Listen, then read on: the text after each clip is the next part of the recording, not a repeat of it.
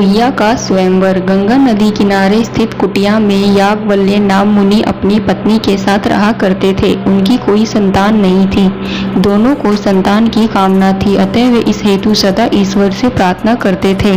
एक दिन मुनि नदी किनारे अपने दोनों हाथ फैलाए ईश्वर से संतान प्राप्ति हेतु प्रार्थना कर रहे थे। तभी आकाश में उड़ता हुआ एक कौवा उनके ऊपर से गुजरा। कौवे ने अपनी चोंच में एक चूहिया को दबाया हुआ था।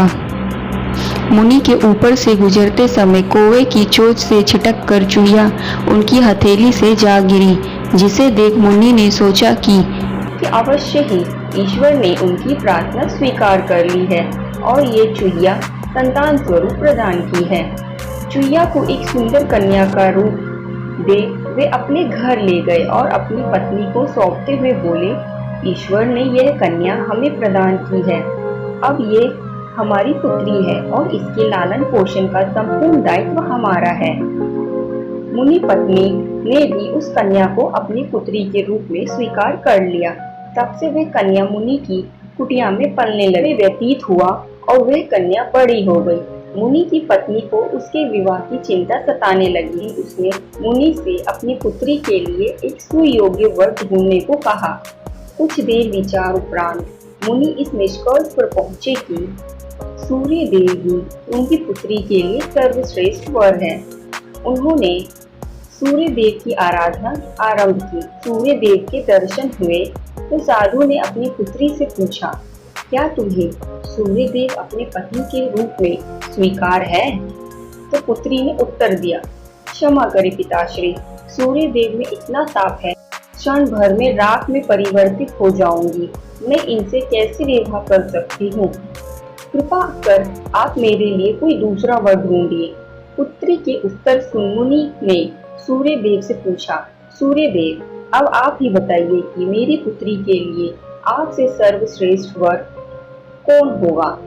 सूर्य देव ने उत्तर दिया, मेरे अनुसार मेघ तुम्हारी पुत्री के योग्य है, क्योंकि उसमें मुझे ढक देने का सामर्थ्य है। ने मेघ प्रार्थना आरंभ की और उनके दर्शन देने पर अपनी पुत्री से पूछा, क्या तुझे मेघ अपने पति के रूप में स्वीकार है?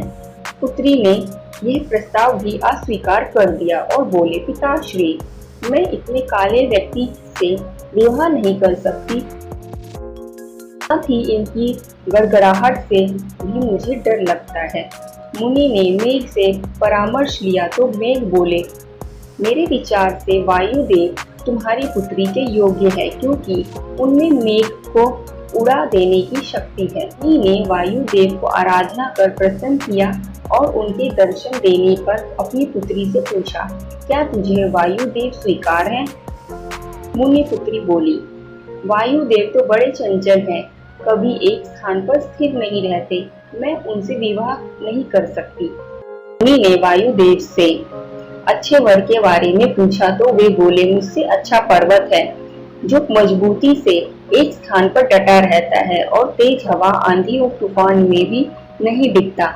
मुनि पुत्री सहित पर्वत के पास गया और पुत्री का विचार पूछा तो वह बोली, ये बड़े कठोर हृदय के हैं, मैं इनसे विवाह नहीं कर पाऊंगी।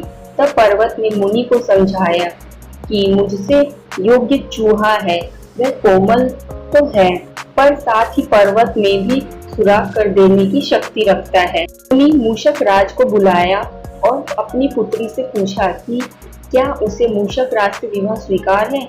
मूषक राज को देख मुनि की पुत्री को एक अपनात्व भाव का अनुभव हुआ और वह उस पर मुग्ध हो गई। उसने मूषक राज से विवाह करना स्वीकार कर लिया। तब मुनि अपनी पुत्री से बोला, ये भाग्य ही है, तुम इस दुनिया में चूहिया के रूप में आई और अब भाग्य से तुम एक चूहे से ही विवाह कर रही हो। मैं तुम्हें तुम्हारा मूल रूप करता हूँ।